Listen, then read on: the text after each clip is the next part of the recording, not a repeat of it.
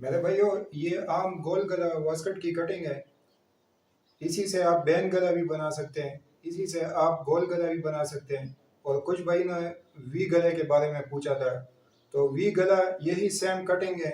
सिर्फ आपने ये करना है, ये देखे बैन को आपने 4 पे तकसीम कर रहे हैं, जितना गला है उसको आप 4 पे तकसीम कर रहे हैं। तो इसका 16 इंच गला है, तो 4 पे तकसीम किया मैंने, ये 4 इंच आया है। 16 को 4 पे तकसीम करें तो 4 इंच बनता है।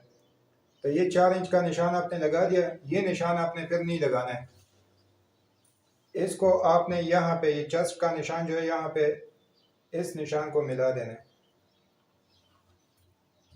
बस सिर्फ वी गले में ये हमने ये मार्क लगाना होता है, और ये यहाँ पे मामूली सा शेप इसको देनी। देखें, बस ये एक निशान होता है सिर्फ, बाकी सेम कटिंग है। इस कटिंग की वीडियो मेरे यूट्यूब पे मौजूद है, चैनल पे, आप उसे जाके देख सकते हैं।